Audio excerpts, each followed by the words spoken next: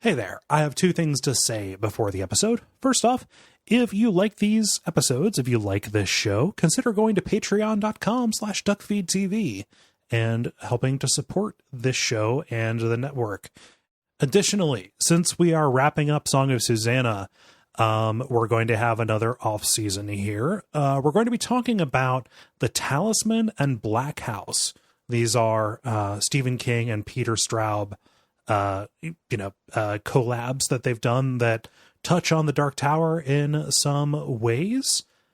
So take a look at that.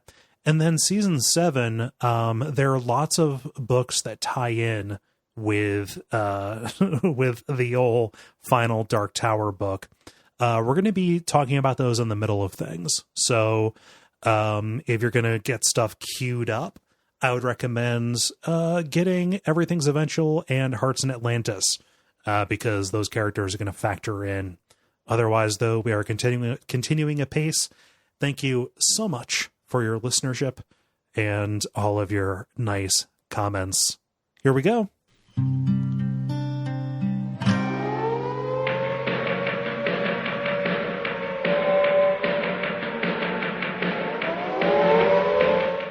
Welcome to Radio Free Midworld, a podcast about the Dark Tower series of books by Stephen King.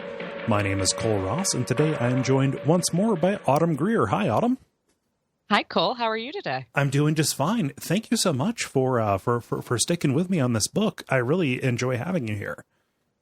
I am, as always, delighted to be here. We're moving into the end of the book right here, and I guess I got to ask, is this book really good? I'm going back and forth a lot, actually, because I've always had a more positive relationship with the meta angle of the story, which I think is what turns a lot of folks off. Yeah. So my praise for the book generally, while still having problems with it structurally, my praise for the stuff that happens specifically in this section always has to be a little bit muted, because it is just kind of taken as read by fans at large that is the capital B, capital S bad stuff. Yeah. So I mean, so you asked that as a question. Do you say that because you know the answer and it's yes, or are you still trying to figure it out? I kind of feel like there's this like there's this critical moment, there's this tipping point when you reread Stephen King, mm-hmm. where like the first time you read a book, you're like, okay, yeah, that was fine. Like, I don't know, when I read the Tommy Knockers, I'm like, man, that was a bummer about the dog. And then I read it again a couple more times. And then, I don't know, now, like I look over on the shelf sometimes and like, I just want to get my Tommy knocked. Yeah. I mean, and that happened with him too, with the Tommy Knockers and with a bunch of his books where he went back and said, oh, this is about addiction. Shit. Like, oh yeah, Tommy Knockers. Yeah, totally about cocaine. So, yeah. But I think that this might be my read through on the book, because I think I've read it 2, maybe 3 times before. I think this is the moment where it starts to feel like an old friend, and I'm having the time of my life all of a sudden. Gotcha. Yeah. No, I want to hear the details as we go through and wrap things up, because yeah. I'm a real sucker for stories about creative process. And I know that gets into books about writing and movies about being a filmmaker, Charlie Kaufman style, but I don't care. I kind of I think that I just need to somebody needs to let me have it. Yeah. Just let me have this, please. Just like me right now with Arctic Circle horror stories with His Majesty's Navy characters in it. Yep, it's my deal. Is that the broader work of the Terror, or? Oh yeah. I got terror fever. I'm reading every book I can get my hands on where somebody dies in the Arctic tragically or scarily. Nice. Yeah. I still have that on my I still have that tab open somewhere on my computer from 2 weeks ago when we recorded this. Before we get started really quick here, you and Jeremy started a new podcast. That is absolutely correct. It's it's another, I guess, literary podcast, if you call it that. Dead Blood Club. We're reading through kind of a book club version of Interview with the Vampire books, the Anne Rice Vampire Chronicles. Yeah. I'm gonna be honest here. I have not listened to it just yet, but the album, the art for it is amazing. Yeah, we're pretty excited about it. It's very good. Yeah, so I hope you're not uncomfortable with me putting you on the spot for that, but I wanted to give you a chance to highlight it at the opening here. Oh, well, thank you very much. You actually just made my day. Yeah. I would feel better if I had listened to it and had something more substantial to say. Hey, it's just as nice to meet a future fan. Yeah. Dead Blood Club. There's some vampires in this. Let's get going. So previously, man, a bunch of stuff happened. We checked in on mostly Roland and Eddie in Maine as they gave Calvin Tower a what for. And we also heard a little bit more detail from Mia as she was piloting Susannah's body around New York in 1999. This final section, stanzas 11 through 13, and then the end, we're going to touch in on all the major kind of groupings of the quartet as we go. And we're going to begin with the 11th stanza, The Writer, because Eddie and Roland loaded up in their Ford Galaxy and headed over from Bridgeton to Lovell, East Stoneham to Lovell, to go to Turtleback Lane and meet Stephen King, the man who wrote the book that they're all in. This is a weird conversation that they're having. Yeah. Roland is really vulnerable at this point. Yeah, I mean, like at one point, I think Eddie says, "Man, I'm so scared," and he and Roland hold hands. Mm-hmm. Like it's an impactful little scene. Yeah, and Roland's, for as much as he is single-minded about the tower, he never really speaks about it. He speaks about Gilead, and he speaks about the things that are kind of tethered to it, but we never get a peek inside his head at what he envisions happening when he gets there. And as they are approaching what feels like a twin of the rose, a twin of the tower, and they hear the song, like Roland straight up just confesses that, like, I'm terrified that if I get to the top of the tower, all I'm going to find there is just another bum hug. You know, we're just going to whoever is there is just going to be senile and doddering and, you know, useless and ineffectual, and there will be no answer. Yeah, this is a heavy section. Like there's even, I don't know, there's that line in there, like, the quest itself has become the point for me and the end is frightening. Like we're all feeling that way, bro. Yeah. and even Stephen King is, as we're gonna find out here. And kind of independently from each other, all of these groups realize that even though they are, you know, here on Keystone Earth, they are not in Endworld. You know, even though they're here, they are close to the end. They are closer to the tower than they've ever been, because they are still along the beam. They are still being drawn upon it and still serving it. Whew. So let's go meet our maker, because they roll up. Stephen King thinks, oh, this is Tabitha just coming by, coming home a little bit early. No. Instead, he looks into the eyes of a fictitious person that he created 7 years ago, and he decides to run into the middle of a lake.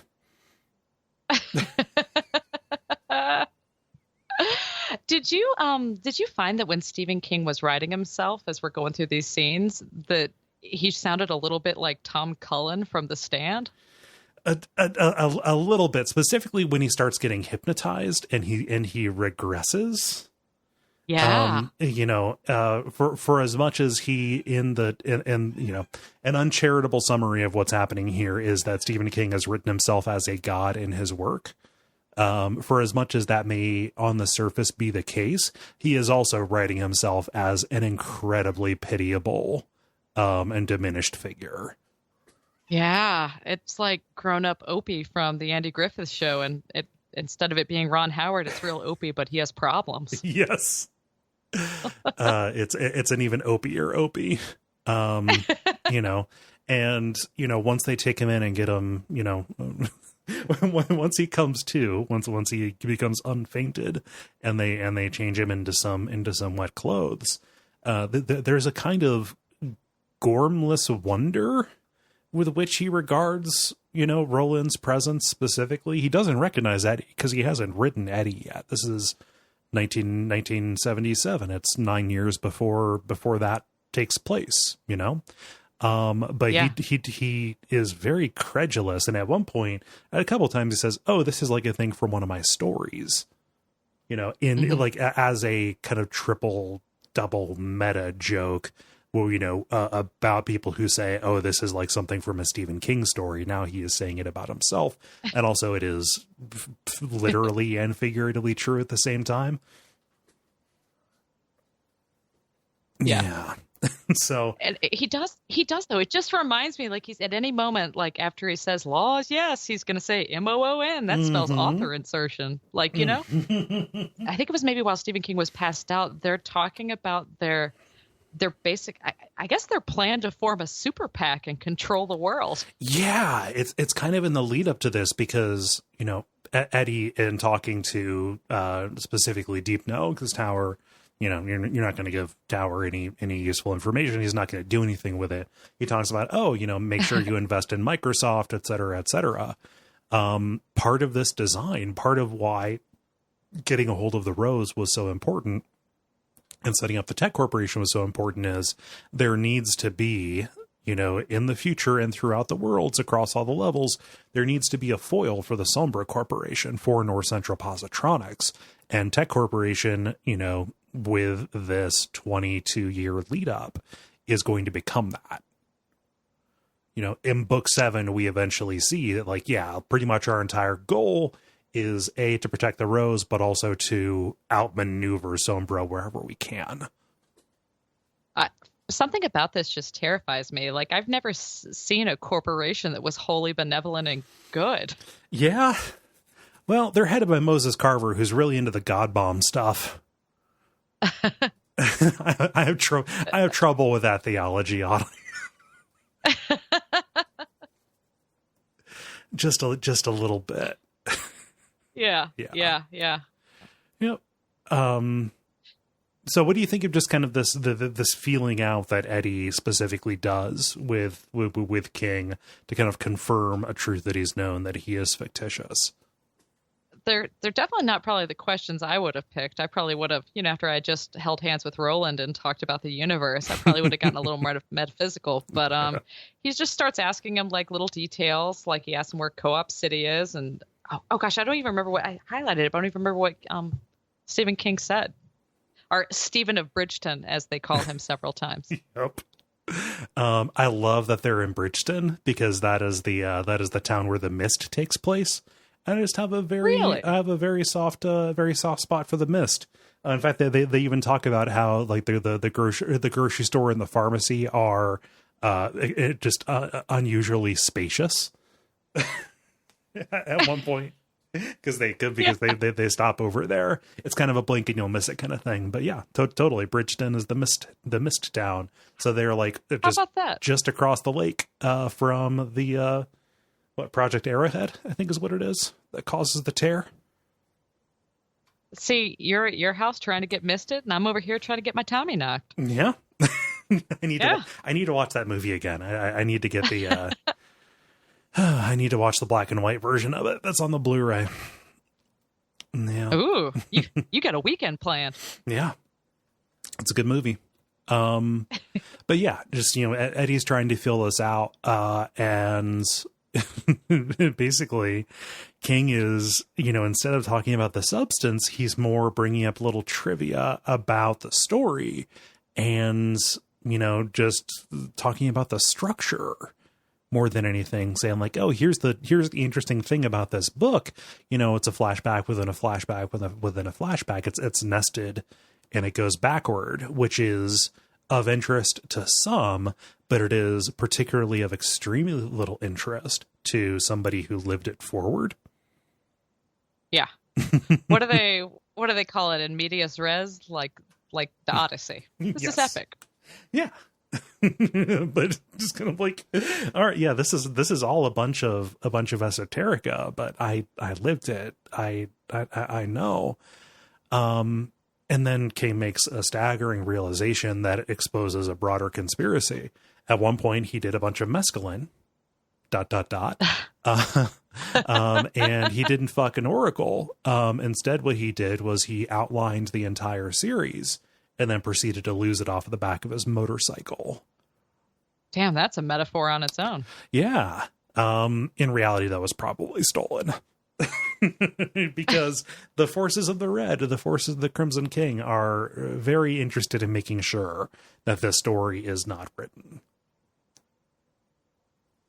Well, at least we didn't see Stephen King see any, or like walk around seeing lost pet signs about himself. True. Yeah. They had to be a little bit more subtle. In the versions of Callahan's America, those highways in hiding, that was just thin enough where vampires could go around and do their thing, you know? Yeah. Stephen King sees the sign, right? Like, have you seen our dog, Steven? He's a rascal, but we love him so. Yeah. Incredibly prolific dog. What does that mean? Oh, man. But yeah, you know, they are, talking about this, and King just stopped writing because it got hard. And as he's talking about this, he is drinking. And I had forgotten that the death bag shows up here. I absolutely had too. Yeah. I mean, that's insomnia all the way. Mm-hmm. But yeah, so usually before something like this pops up, I like to at least feature that book on the show so we can say what this is, because the death bag and these auras that are visible to the sensitive are very, they're key. They're everything in insomnia. That's going to figure in later, both in this story and then also on the show. We'll have an episode about it. But the idea being somebody who is marked for death, somebody who is sick or has a catastrophe coming their way, instead of having the normal aura around them, will have kind of a smoky, wispy shadow that appears almost like a body bag. And both Eddie and Roland, when the light catches Stephen King just right, they notice that this is here. Eddie doesn't know what it is until Roland, explains it, but it means that something is happening, be it King's many, many addictions or the fact that the King's eye is looking for him at all times, that, he is marked. If that's the case, it's pretty fair that he would have a 9:30 a.m., 10 a.m. beer. Yeah. that he would go through 3 beers in a row and then decide, I'm going to drive and pick up my kid. I was going to say, when you have the eye of the Crimson King on you full time. Yeah. Sometimes you got to crack a cold one. Yeah. You know what? Sometimes when you're under the red eye, you got to open a red stripe. That's the best I got. With your eyes is the other one I was going for. An IPA. Yeah. That's about all I got. That was dumb. Don't reward that. So, but yeah, he's drinking, and they're noticing, like, oh yeah, that's why he's putting on weight, because this is the way that he copes. But yeah, writing the Dark Tower stories just got hard, and he had all of this other success. He had, The Shining. He has The Stand in the works. He had Carrie. And Roland, there's an especially, I think meaningful line here. I think telling stories is like pushing something, pushing against uncreation itself, maybe. And one day when you were doing that, you felt something push back, and this sets up this kind of eternal balance or struggle between the forces of creation, Gan, as we're going to find out, and Dis, the forces of uncreation, is what they're talking about. King is pushing against that, and it desperately does not want this particular part of creation revealed. Whew. That does not make me think that I could become a writer. Well, at least not a writer who is a conduit for a god. Well, yeah. Okay, there's two problems. The first one is the conduit of the god. The second one's, just the stress. That's a very depressing description of what the creative process is like. But I love this because I read about the tremendous success that he got. He was writing The Dark Tower, and he wrote a couple of novels, and then immediately, he becomes this famous writer chasing these other ideas, these other leads. Does that remind you of It, where all of the Losers Club, they move away from Derry, most of the Losers Club, except for Mike, move away from Derry and become incredibly successful, mostly as a way to keep them from returning. That King's success with non-tower stories is another way that, these forces that are moving him across the board are trying to keep him in check. I don't know. Maybe that's a leap. Yeah. No. I guess I take it back. That actually sounds like a pretty sweet trade, and he should not be having a 10 a.m. beer. No. I mean, so you're going to die. It'll be 1999. The tower will fall. Everything will be good. You won't be there. It's fine. But yeah, I also love that this lines up with the things that we know from On Writing. And here we even get a little bit of a writing lecture because, at first it's a little bit of, what King feels will sound like false humility, but over the course of a few iterations within this conversation, and ultimately when he's hypnotized, King says, I don't write this stuff. I just find it. Right. And then On Writing, he says, like, yeah, no, you just have to look for stuff that's already there. Don't construct, don't contrive. That is how you make bad or tenuous things. That's how you make rose matter, is his kind of famous example here, which he takes a dump on later in the book too, which is kind of weird. And that's, I feel, an especially apt description of the creative process from him, but to see that ethos worked in to this, to this world, into this universe, to make that metaphor literal, that he is not, he is strictly not creating this. He is just pulling it from somewhere. He's pulling it from his navel. He is either possessed by Gan or is Gan itself. Both him and the Dark Tower in the course of the series are described as Gan's navel, Gan being this ultimate creative force, right? There's that line that he says, I buck against Ka's goad and will until the day I go into the clearing at the end of the path. Like, that was a heater. Yeah, no. And like, he's incredibly reluctant, so eventually Roland does he does the bullet trick, and King doesn't just recognize it for being what he does, for how Roland hypnotized Jake. He says, oh, that's how you hypnotize Susan too.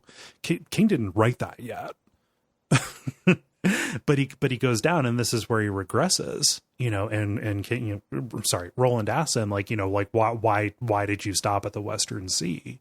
Why isn't it, why isn't there more? King says, are you dumb? Because I don't want to be Gan. I turned aside from Dis. I should be able to turn aside from Gan as well. I love to write stories, but I don't want to write your story. I'm always afraid. He looks for me, the eye of the king. So, he is bucking Ka. He is trying to not live up to these responsibilities, and is instead being drawn by all of these forces, these other stories that are coming to him, this success that is pushing him toward that, his many addictions, and, kind of his family and kids. But ultimately his family and kids, when we get to the end here, they're going to be forces that draw him closer to the tower, which is good. It's kind of a nice positive moral for that. Yeah, absolutely. Yeah. There is a nice little moment in here too where Eddie is a little bit upset that Stephen King doesn't know who he is and hasn't written him yet. Like, he's a little disappointed. He feels left out. I can't imagine if I met my creator and he was like, you're, and I was like, Autumn, you created me literally? And he was like, oh yeah. You know? Hey, Dad, can you please remember my name? Right? Yeah. And I wonder if they didn't lean into this, but if you had a few points, Eddie talks about like, oh, I've never known my father. I never, just, that's just not a, forgetting the face of my father is a thing. It very well could be that, obviously Roland is his father figure. Eddie could figure like, okay, well, I'm actually going to see the face of my father here. And then just feel forsaken like that. Just like, oh, you haven't gotten around to me yet because time is timey-wimey. Yeah, he does feel left out. I'm glad that Stephen King didn't include a scene where like it's a flashback and Eddie's talking to his mom and he's like, "Who was my dad?" And she's like, "Well, he was this rare books owner." No, we had a thing going for a while. Yeah, but just he was married to his work was the thing. It's a shame he owned a lot of land in Manhattan. Brought me the most beautiful flowers. Yes. Oh, that would be fun. I like the idea. If one of your characters is a dick to you, just going full duck amok and just like, all right, well, I'm going to completely redraw this, and now you are the asshole. Well, exactly, and they gave he and Aaron like one big job, which was going back to save Callahan. But maybe there was a second job, which is knocking Eddie's mama up. Yeah. So for the tower to stand. Wow. But yeah, just over the course of this, we also learn about King's first encounter with the Crimson King and his first vision of Roland's. Which goes back to, this is an actual thing. You'll notice that, chickens, feature prominently in his stories, because King did grow up, in some rural settings and what have you. He's scared of chickens. See The Stand, right? And the visions that Mother Abigail has, but he and his brother were punished because they tried to run away. So they were sent out to the barn to chop wood. And there were some chickens that died from avian flu. And little Stephen King, as a child, less than 10, I think at this point, saw these red spiders that were jumping around on the chicken's eyes. And he knew that if he touched the chicken and if he touched the spiders, he would get the flu and that would be the end. And a vision of Roland appeared to him and kept him from engaging further, breaking that spell so he could go on. And there have been many, many other times that King doesn't specifically recognize or remember where he's had these brushes, with fate or ill fortune, and either been saved by similar visions or by just kind of his own dumb luck, basically. They kind of did him a solid, just like Susannah did for that, European guy at the very beginning of the book when she was like, your bowels will be regular. They did take this terrible memory from Stephen King, so he didn't have to think about it all the time anymore. Yep, you are unburdened by the chickens, although maybe you've already written that part of The Stand. It'll be fine. But yeah, they've got the information that they need, and just Stephen King's mission is not just to poop at the same time and not worry about his cheating wife. His mission is to continue writing the Dark Tower because he is a twin of the Tower, a twin of the Gan, a twin of the Rose, any of these things. And they say, all right, right when you hear the Song of the Turtle, and try your best not to stray. And then King turns around and says, all right, I'll listen for that. You've got to listen for the Song of Susannah. Because she is in more trouble than you realize. Additionally, I have mail privileges. I can use them once, which means I can send you stuff within the story. And Black 13, you're going to need to put that beneath the Twim Towers. Kind of mentioned offhandedly, Twim being the high speech for 2, under the 2 towers. Yeah. Foreshadowing. We're gonna get there. I don't know how I feel about it. Yeah. Well, I mean, yeah, we'll get there in a second. Yeah. Yeah. Because we can't miss the best moment in this section. Roland's pro-smoking PSA. Oh my gosh. Like Eddie's like, hey man, like Stephen King, you got to cut it out with those cigarettes. You need to live forever to write this story. And Roland's like, what are you talking about? Yeah. Haven't you heard of the miasma theory of disease? It keeps the bad air out. It strengthens the lungs. The only people who don't smoke are fucking poor. What are you doing? He's got to smoke more. And when he says the condescending, everyone knows this. Like, what is the matter with you? Everybody knows this. Oh, it feels a little bit like in Metal Gear Solid, Otacon saying like, Snake, are those cigarettes? Yeah, I smuggled them. I smuggled them in my stomach. Don't you know what the Surgeon General says? Like, okay, well, it's going to stop me from blowing up on laser trip mines. It's just so funny because he's just like, well, yeah, smoking rules, and it's going to make me live forever. Obviously, it's going to work for him too. Amazing. It's very good. So ultimately they decide not to post hypnotic suggestion away his vices. They figure they've monkeyed around in this poor man's skull enough.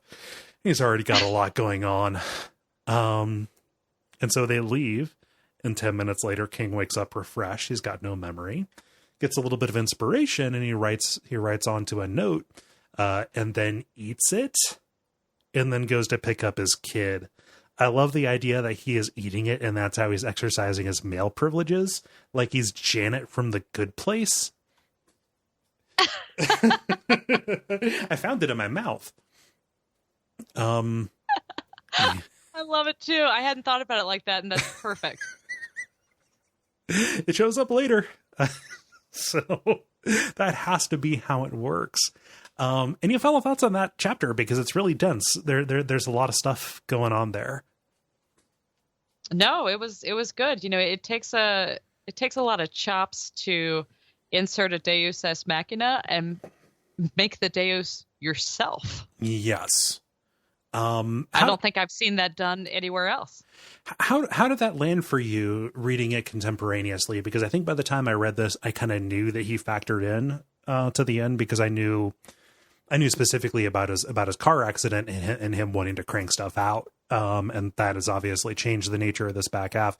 Like, how did that land for you? Were you like, what the fuck? Or were you like, tell me more?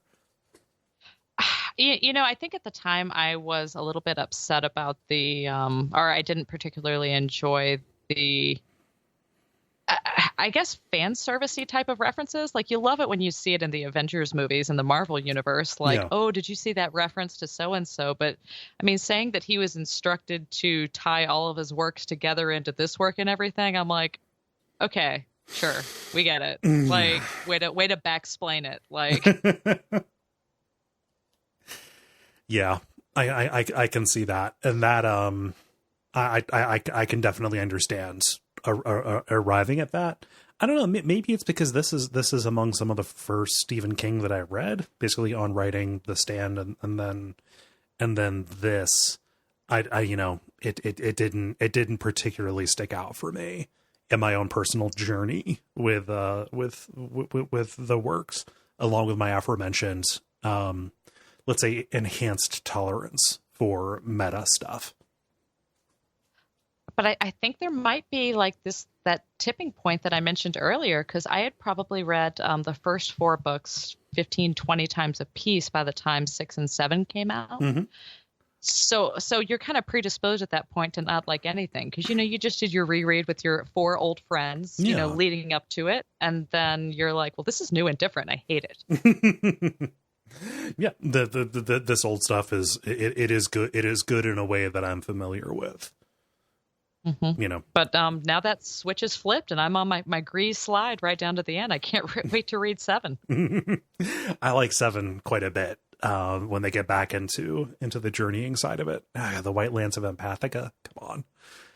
I'm going to be all about that when we get there. But there's still more to do here in the 12th stanza with Jake and Callahan.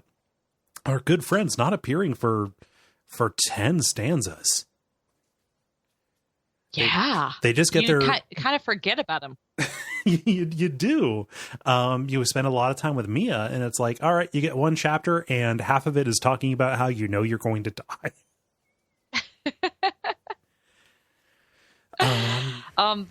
When we first switch over to Jake and Callahan, there's some drama.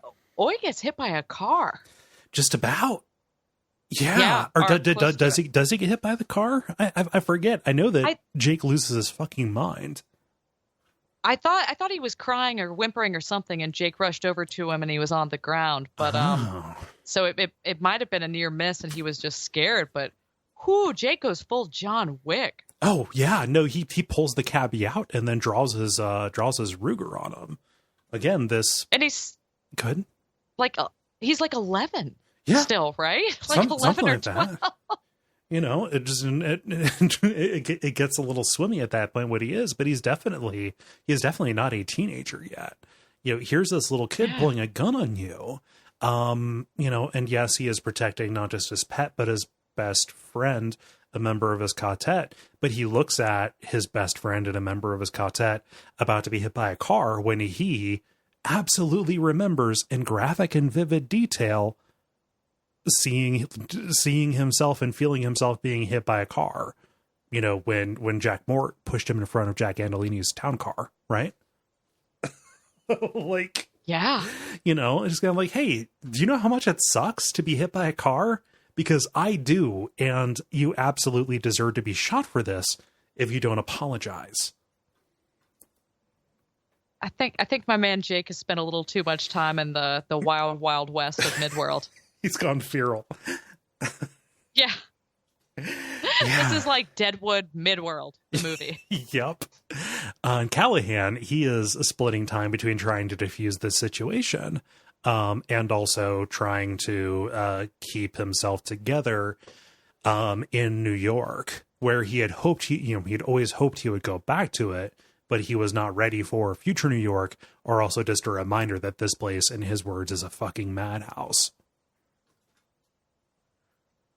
Whew. Yeah. So they managed to get around this because Harrigan shows up. They appeared in front of the plaza, in front of the building where the rose is held. Harrigan, again, the high priest of the Church of the Holy God Bomb. He comes up and sends everybody on their way, and even deals with another frustrated driver who was caught up in traffic. We ended the previous chapter with Susannah having sent him a message, and Harrigan not necessarily registering it for us, but he did receive it. He knows. He saw Susannah getting into the taxi, getting into the limo. He's attuned to this, and he relays. Go ahead. I had forgotten by this point in the book, as far as we are into it, that the members of the quartet, the pairs, didn't go where they were supposed to go originally. Mm-hmm. So I had forgotten that, like, there was a moment when Jake's like, we're not even supposed to be here. And I was like, oh yeah, no, you're not. You both had different jobs. Yeah. Look at Callahan even says it's a joke. You know, a priest who's never shot a gun and a little kid. It reminded me a little bit when Jake said that, though, of like Clerks, like just being like, we're not even supposed to be here. And it only has the original ending of Clerks for one of the two. Am I right about what's the theatrical ending for Clerks? Because there's one where it just kind of ends with the day going on, and there's another where it ends with Dante being shot in a stick up for no reason at all. Absolutely. That's pretty much the rest of this book. Kinda, yeah. Wow. They really are not supposed to be here. Yeah. So Harrigan knows more than they let on. He knows that the rose is there, and he even recites what's on the plaque in front of the rose. And he has been here since the days when it was in, Tom and Jerry's Artistic Deli, right? And he had been worried about it, himself. That's why he chooses to preach here, because it is a place of music. It is a place of receptiveness. And no matter how lovely this place is, Jake and Callahan need to scurry because two women got into that cab one is good and the other is trouble. Whew. Very true. Yep. And as they're riding, Jake gets visions, just kind of the psychic residue of Susannah here, getting visions of Odetta's Dogan, which is the jail cell in Oxford town with the radio. This is just my guess, but he talks about how there's another man in the cell, is a black man with a pencil mustache, who is another avatar of the Rose. That has to be Martin Luther King, right? Yeah. I mean, I think so. I was just trying to think of other men with pencil mustaches, and I'm like, not Little Richard, not Lionel Richie, not John Waters, wrong race. Yeah. Pencil mustache, not necessarily. I have to think that's the case because King, right? Martin Luther. And it would play really well into this whole memory thing about the Freedom Riders that they go into with Susannah later. Yes, yeah, just the idea that this would be, for lack of a better word, Odetta's happy place, even though it is a mental prison to which she was banished in the merger. Yeah, I just wanted to bounce that off you to make sure I was not entirely off base. I did a search around it and I cannot remember. I could not pull anything definitive up. Yeah, no, I think you're totally right. Yeah. So they get to the hotel where they know where they know Susannah came from, and they check at the front desk, and Stephen King's throat mail came through. It's a package. And the clerk says, "Is that the famous author Stephen King?" And they don't know how to answer that question. The note that King wrote, "Data chum, data chi, not to worry, you've got the key. Data chud, data ched, see it, Jake, the key is red." And then as Jake looks at this white mag striped key, it turns red in his hand, kind of confirming its fictitious nature, that it is something kind of literally written into not just the story, not just reality, but Keystone reality. You had mentioned that about, is it that Stephen King? I love it when she's like, there's probably a bunch of other Stephen Kings out there that just wish the guy would knock it off. Yeah. Just give it a rest, buddy. Yeah. Why should I change my name? He's the one that writes a lot. He's the one who sucks. Yeah. It's a real Michael Bolton problem. Exactly. I celebrate his entire catalog. Yeah. So that was a funny line. Cause it has to be a common enough name, right? Or at least at the time. I can't imagine somebody with the last name King giving their kids the name Stephen now. But yeah, no, there's that one guy on Amazon on the Kindle store that's like Stephen some consonant letter King, and people keep buying his books and then being outraged that they're not the Stephen King. It's about the history of a rocking chair. I don't care. I thought it would be a monster. Oh, man. Scary scene here. We've seen a little bit of what Black 13 can do. And Callahan and Jake face it almost at its full power. It's awake in a way that it wasn't before. And the only thing between them and it is the ghostwood box and the bowling bag and the safe of room 1919. Yeah, it's turn of room 1919 into room 1408. Nailed it. Yeah. Wait, let me do some quick 20. It would be 20. 1919 adds up to 20. Anyway, I wondered if it would add up to 13, but that's not how math works, Cole. Hey.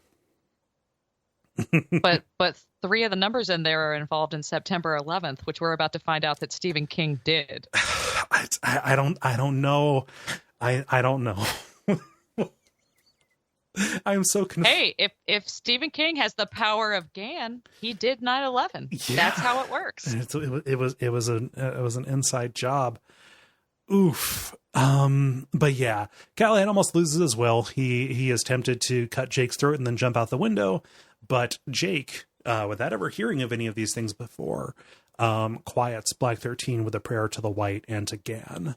The White being, the creative, positive force that GAN represents. And so let's get to it. Let's get to what you're talking about with the Stephen King did 9/11 thing. Remember the cryptic thing that Stephen King back in Lovell, Maine said you need to take the Black 13 to the towers. Well, they go to, they ask around, like, what's a place where you can store something for a couple of years, and there are these coin operated lockers, most secure in the city, so go ahead and take them there. And there's a nice little side story that's here to distract you with Callahan marveling at a vending machine that takes cash. And they get locker 883, adds up to 19.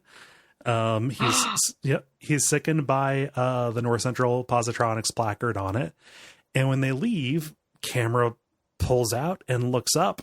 Here in 1999, they have put Black 13, the artifact of ultimate evil, beneath the Twin Towers, where it'll be safe until at least 2002, where hopefully they can do something about it. Or Jake, in what Callahan takes as a joke, Jake says, or maybe the building will come down and destroy it. And that is how Black 13 is disposed of in the destruction of the World Trade Center during the terrorist attacks that took place on September 11th. Maybe that was part of why I didn't like the book as much, because I would have read this pretty fresh after that, and I would have been like, really? You're going to do that? Yeah, like if it was 2 years ago or something like that. It feels tasteless to me, and it did strike me as either tin-eared or tone-deaf when I read it for the first time in 2010 or so. I can only imagine it would feel more so if I read it more closely. Maybe that was my problem. It was September 11th combined with the Harry Potter sneeches. And I was like, you know what? It's too much. This is not happening, Mr. King. This is not happening today. Yeah, I don't know that you earned that. Yeah, I just that there's probably there probably could have been a real cool climactic way they could have destroyed it, and you didn't have to work in a real life tragedy. Now, I don't necessarily at this point believe that they caused 9/11 God, what a fucking sentence. I don't believe they caused 9/11 by putting the ball beneath the towers. Like, I don't think it was just a magnetism. I think that in general, the story and Gan and whatever led them to something that would be as close to a pure destruction outside of, say, an atomic bomb or something like that. Like, this was going to happen anyway. And if because the story revolves around New York, this is where it would be to coincidentally, if not destroy this, then bury it deep enough that nobody would be able to get at it. So you're not saying as much that Stephen King did 9/11. You're saying Stephen King profited from 9/11. Yeah. Again, what a sentence.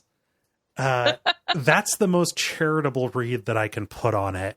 I just maybe it's treated so blasely too. It's almost like those copy pasted stories. And that young boy was Albert Einstein. And that storage locker was beneath the World Trade Center. Hey, who would have a storage locker in the World Trade Center that you could put enough coins in to last till 2002? Doesn't that just seem like a place to do crimes? It does. And at the end, Stephen King says there is a lot of license being used. As far as he knows, there is no basement under the Alamo, and there are no coin op lockers beneath the Twin Towers. Thank goodness, because they would be used like one lady would have a tote bag and some gym shoes, and every other one would be full of crimes. Yep, just different crimes, and that would be her office. Yeah, I don't care for this. At the very best, it's incredibly gumpy. It's got kind of a Forrest Gump kind of vibe to it, doesn't it? Agree. Yeah. Dumb and bad. I wish that it wasn't the case. But Black 13 is out of the picture, I suppose. So Yahtzee. I'm exhausted, Autumn. Well, you better get yourself in gear, because we're about to have a very violent, scary birth.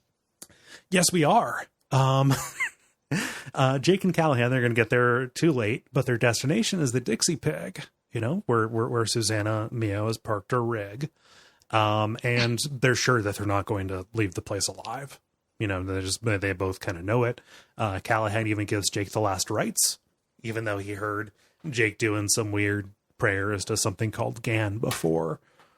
Yeah. I can't remember if it was here or if it was earlier, but there's like this moment where Callahan like talks to God, and he's like, God, if you're still there, like if you hear me, this is Callahan, which I guess is like the sentence I said earlier. Like, God, it's me. It's when they're fighting off the influence of Black 13. Callahan, he flashes back to the moment when Barlow defeated him because of his lack of faith. Okay. Yep. Callahan's life was about the symbols, and he overcame the influence of Black 13 by appealing directly to the source itself, by not going through a conduit of his own, a talisman of his own. It just reminded me of that that children's book from the 70s, like, are you there, God? It's me, Callahan, and I've got a lot of questions about menstruation. Are you there, God? It's me, Callahan. I'm in a saloon that happens to be at the crossroads of time, and a bunch of characters came in, and I'm very confused now. Man. Speaking of weird books from the 70s,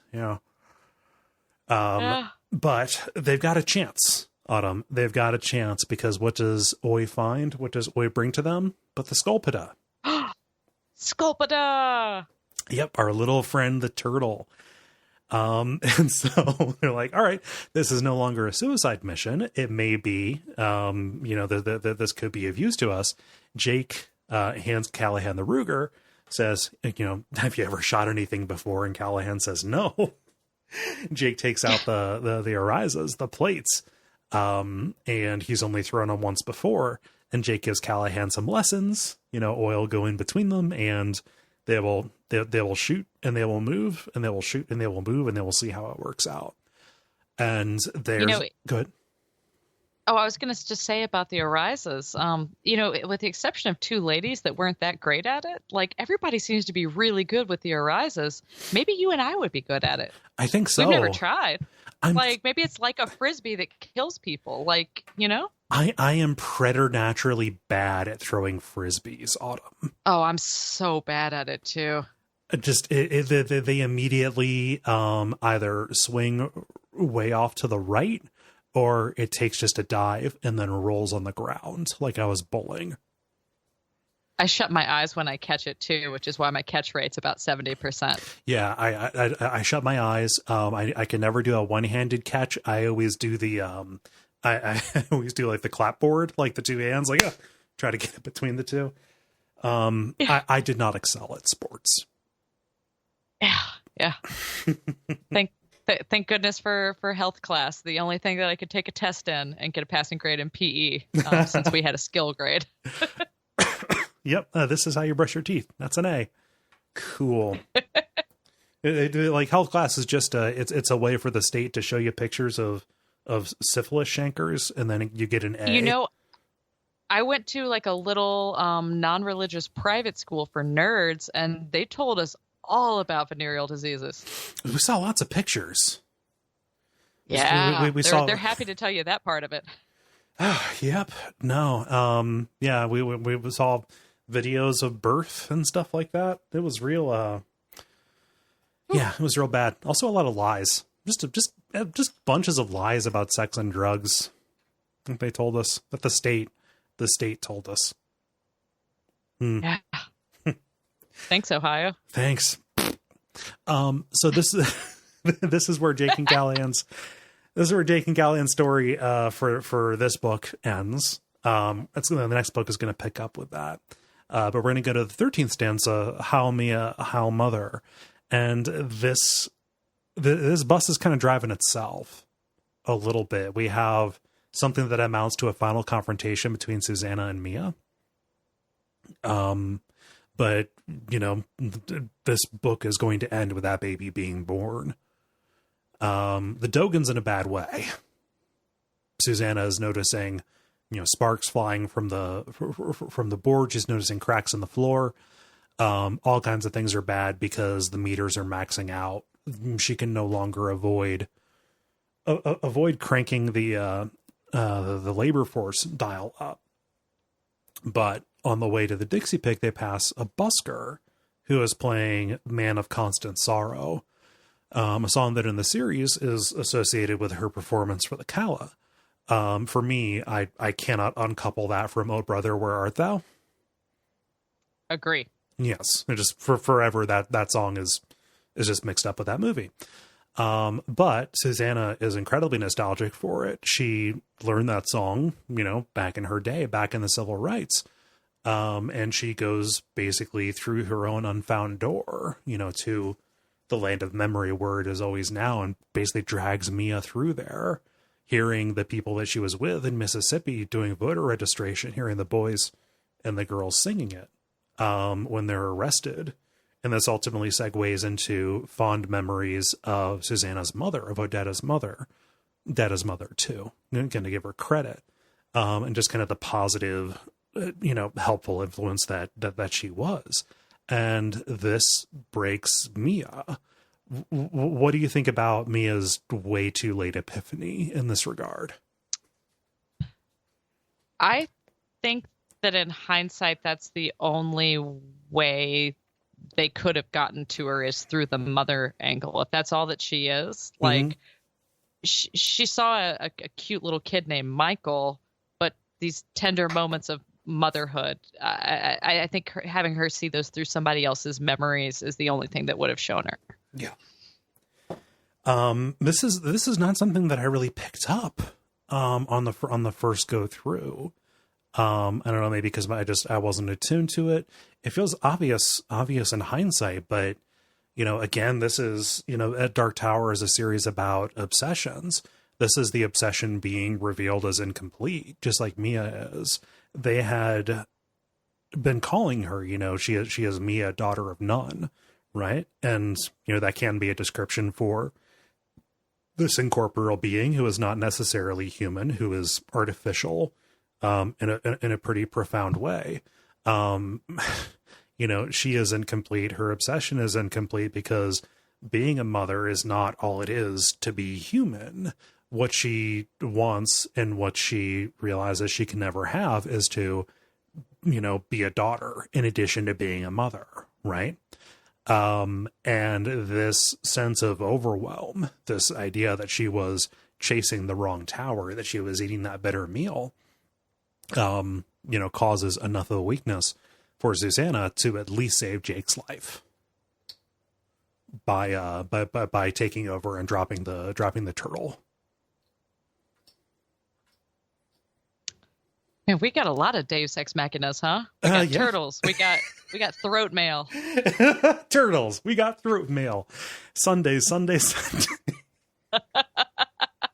Humies, robots. You can't tell the difference. Mm-hmm. Girls. Yeah, lots of Deus Ex Machina. Yeah. Do you think they do a good job of bringing pathos to Mia through the course of this? It took us so long to really get into Detta. I mean, she was infuriating in the drawing of the three. Yeah. But now she's, again, I'm going back to the same tired old friend metaphor now. But I mean, I think that this is, I'm glad that Mia wasn't just evil to the end, or not evil, but careless and selfish till the end. Like, I'm glad that they did have this little breakthrough for her. Yeah. She's extremely frustrating because I mean, it wouldn't be tragedy if somebody didn't walk blindly into a situation and become their own undoing. It has to be a tragedy. that is the necessary ingredient. A problem that I feel with Mia's approach, and I'm glad that ultimately King sticks with the character and tries to deliver on this, is it kind of feels like she's having the same conversations and the same realizations over and over. I can see that. It did feel, it felt like they had her have the realization. They went through some more lines. They started to move, and then she was like, "Oh man, I missed out on motherhood." Mm-hmm. Again, I think that's fair. But then even after this, it's like whenever Sayer talks, she immediately flips back into Greer, and and falls back into being an incredibly useful idiot. I'm using that as a term of art. I'm not calling a woman an idiot, even if she isn't actually human. Mia's not very bright, though. I mean, she's not human, and she's. Yeah, I wouldn't like to see how she would perform on standardized tests. those are culturally bound anyway. They don't favor the sluts of the winds. Sayer is such a dick. Oh man, that's a good phrase though. Slut of the wind. But we get to see inside the Dixie Pig as Susannah goes into labor. I love this because it does feel a little bit Avengers-y, but it's like if there was a movie that was just about the I'm gonna switch publishers here. That was just about the Legion of Doom, because we go in and we've got all the stars. We've got any number of different kinds of vampires. We've got the low men, both masked and unmasked. We've got the bugs, Autumn. We've got the bugs from the Little Sisters of Illyria. And we're roasting a baby. Yes, they're roasting a baby as if it were a chicken. They're roasting a baby under a painting of a guy eating a baby. Yep. They are extremely single issue voters. Yeah. Anti-life, I think, would be their political mission. Yeah, this is a horror show. It's not the Dixie Pig, it's the Dixie Long Pig. It is a feast for cannibals. And I love the description that goes into this because, it's a dead man's party, right? You mentioned Sayer is there. Oh man, Detta, I love you, girl. She goes down fighting. It's so good. I love that he can't stand her. Like, she is like, somebody with belief holding a cross up to a vampire. Like, he's like, shut her up. Mm-hmm. It's not just like peak either. It is just, it jams him up in a really profound way. I mean, she literally says to him, "You ain't jack shit." And I'm sure Sayer doesn't hear that very often. No, everybody seems to, how high him when he says jump. But yeah, you ain't shit. It's exactly right. Talking to this rat man, we've got the low men here. They're the Cantoi. They're these, hybrid human animal kind of fellows. And Sayer is one of them. Yeah. That's the other thing. Detta is incredibly easy to come around to because she eventually starts wanting to kill the right people. Yeah. And you mean anyone but Eddie? Yes. Yep. That is exactly what I mean. she could be trying to kill Roland all the time. Whatever that happens, don't try and kill Eddie. He's a good boy. It's fine. But I share an opinion about Sayer with her. And yeah, they pass by a room with some desiccated elder vampires. And, Mia, again, one final time, begs Sayer, hey, will you keep your promise? And she licks his boot when he asks. And ooh, this is a very impactful scene. So, I mean, it's brief, but it's. Susannah's begging her to not do it. And this is viscerally unpleasant. Regardless, it doesn't do anything because here's the hint. Anybody who, says they'll give you what you want, if you will lick their boot, probably is not going to follow through on the deal. And Mia can't see through her obsession to realize that.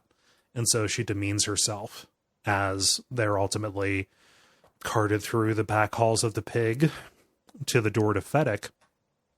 And I forgot about this little detail, because when we were seeing Mia before, when, you know, Mia's consciousness would draw Susannah through to the castle allure, you know, it was so real. It was physical. There were physical consequences.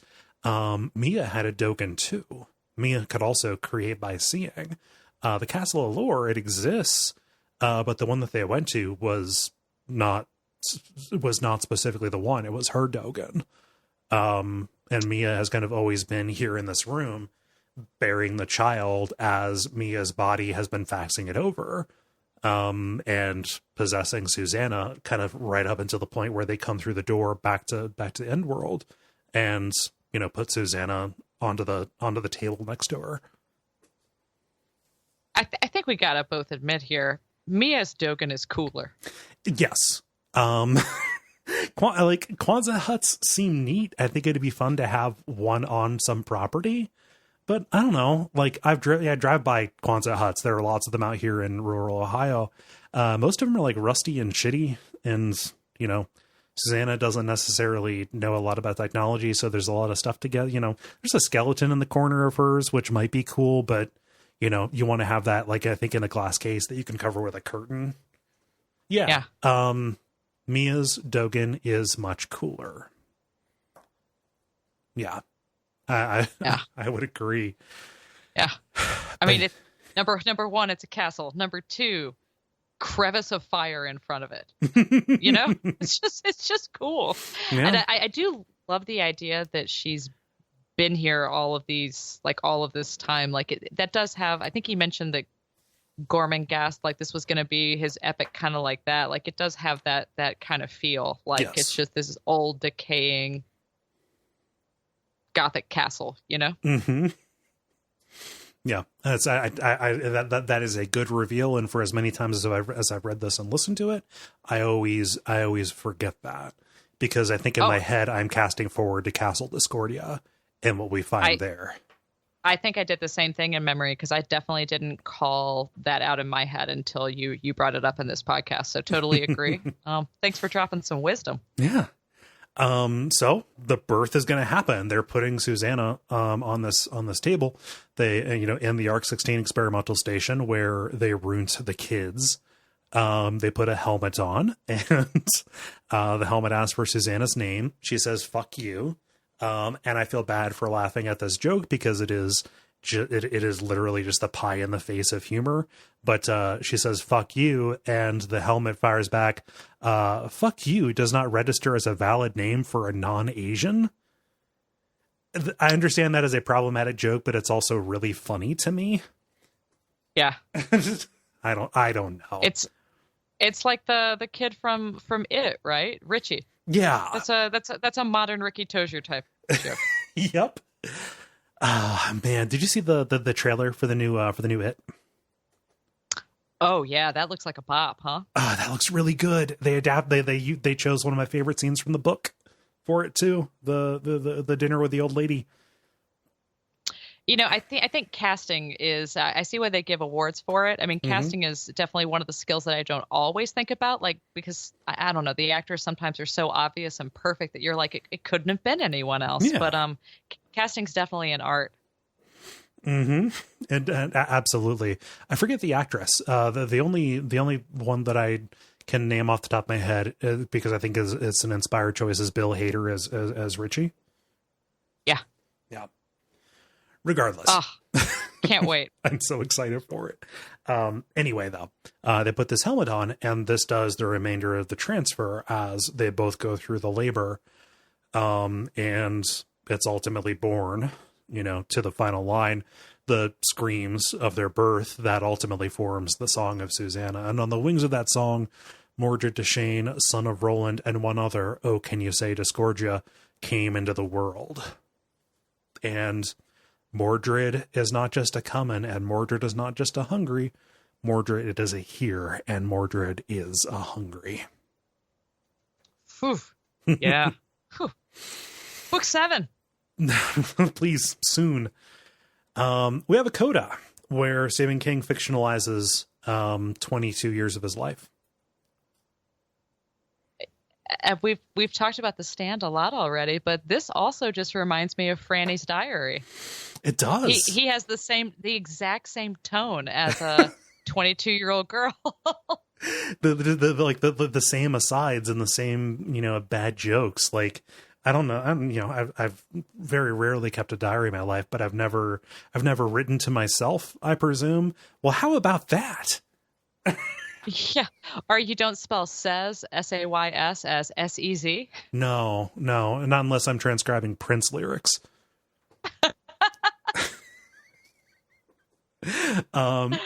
There's a lot of detail in here, especially if you're a dork about Stephen King's kind of biography and his creative output as we are. There's not an awful lot, I think, worth dwelling on that is not just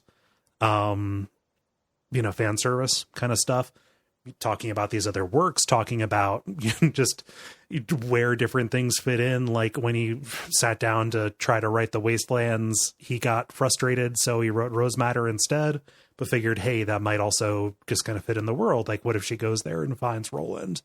Kind of outlining how that is connected. I think the most important stuff here is his relationship with the tower in these kind of fugue states that he goes through when the wind is blowing, and how supportive Tabitha is, kind of trying to set things up and make room for him when he is, when the wind is blowing. She even asks this and is attuned to it. And ultimately it goes through when he quits drinking and, talks about, again, these revelations that we had before, where it feels like there is a force that is trying to stop him.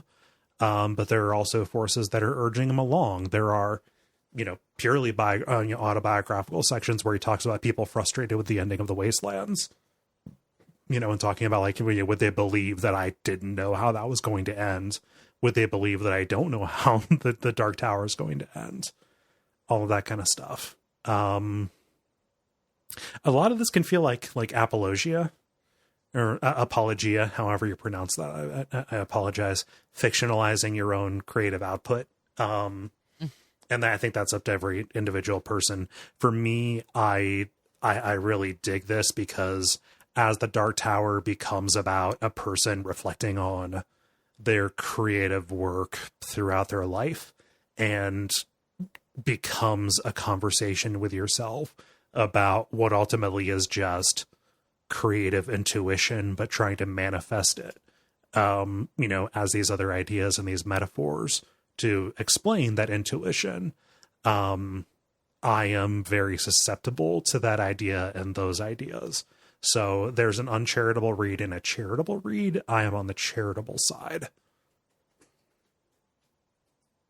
It's, I remember when I was graduating high school, one of my friends was applying to art school and she had to submit a portfolio. And one of the requirements for it was a self-portrait because people don't tend to be good at drawing themselves. Right. And I always thought that was kind of interesting. But what I liked about the coda is looking into the moments that he selected throughout it to pick to tell this. I mean, because it's not very long, this little skim story of 30 years of his life. It was really interesting. It was good moments. It's interesting progression. Like I need to stop drinking so much. Got a little repetitive, but I really enjoyed this coda. Yeah. And it ends, with something that we know is not true, but in the continuity of the book with this fictionalized version of Stephen King, it is true. When he goes for a walk on June 19th, 1919, is the day after Father's Day and is hit by a van. It ends with his obituary. He passes away. And that is how we leave this book and go into the next. Were you reading a physical copy of this book? No. Because my Kindle copy actually stopped at 87% and started the next few chapters of book 7, The Dark Tower. Weird. And I haven't seen them do that on any other books, and I'm wondering if people tend, like, if that was a publisher decision at the time once they went from hardback to paperback to go ahead and put a little nudge in there or something, like, hey, keep going with the story, you're gonna love it. to do a little preview. That happens sometimes in his books. I remember it was like the end of 11/22/63 included an excerpt or a chapter from Dr. Sleep. And Okay. when I listened to the audiobook version of this, to refresh my memory and to get the read through, it ended with an excerpt of book 7 as well. But my Kindle copy, it ends with the Wordslinger's note, with his thanks to Robin Firth, etc. Yeah, mine had 2 full chapters of the Dark Tower 7. Weird. Yeah. That lines up though. It seems like a paperback trick. It seems like putting in a preview at the end of a comic. Yeah, I confess for a second, I was like, man, Cole did a bad job of evening this stuff out, because this third section feels really like I'm only at 86%. What? Come on. What can happen next? Jeez, how long is this episode going to be? It's definitely going to break the 115 we usually do. Exactly. But then, I got to 87% and I was like, okay. Cole knew what was up. Yeah. We'll get to that stuff in good time, but I would not endeavor, even though the opening, does segue into a resolving Callahan story. I would never tack it on, because we have to go and we have to talk about other stuff before we get to book 7. Before we do that though, do you have any final thoughts that you want to offer about this book? Just reiterating what I said earlier. I've really enjoyed this reread. I don't know if it's hitting that again tipping point, or if it's just talking about it with you and really digging into it. But I'm having the time of my life, Cole, about a very tense, scary set of circumstances. Much as Eddie said, I'm scared, Cole. I'm scared. Yeah, I'm having a good time too. I don't know that I have an awful lot to add, but to reiterate something that I said, last episode, which is, consuming anything for a show and thinking about how you're going to talk about it and looking at it in a, in a non-casual, probably non-intended way, and especially talking it through opens up new avenues. And those new avenues for me have been really enjoyable. I'm seeing Song of Susannah through new light, and even though it does feel like an extended prologue for book 7, there's some worthwhile stuff here, and it does feel like it expands upon some stuff that feels like it is made for me, the metatextual, author within the book House of Leaf shit. Yeah. Well, hey, Sweet House of Leaves reference. Nice. Love that book. It's a good book. Autumn, where can people find you online? You can find me on Twitter at Mrs. Greer. That's MISSUS Greer. You can also find myself and Jeremy at Dead Blood Club on Twitter, which is the Anne Rice Vampire Chronicles podcast that we were talking about at the beginning. Yeah. I recommend you do all of those things. And I'm gonna go subscribe now, as you should too. I've never read one of those books, so I'll probably experience them vicariously through y'all. The next time people see you, Cole, you're going to be wearing like a velvet overcoat with big drapey lace sleeves. You're going to be a fop. Yeah, no. Be a 19th century fop. Gonna go full Lestat. That's the one, right? Lestat, yeah. So our 18th century. I don't know what the peak of fop culture was, but we're gonna somewhere find out. in there. Cool. You can find me on other Duckfeed.tv shows and on Twitter at Cole Ross. That is KOLEROSS. In addition to my horror video game streams and videos on YouTube and Twitch at Duckfeed.tv, all of that good stuff. We'll be back. The next episode is going to be about the Talisman. And then we're going to go into, I'm going to see what I'm going to do about Black House. That might just be one that, might need to treat that a little bit differently, but we're going to get into book 7. We're going to go through and it's going to be a good time. So, you know what to do as usual. Stick around, ratings, reviews, all that good stuff. But most of all, please have some long days and some pleasant nights.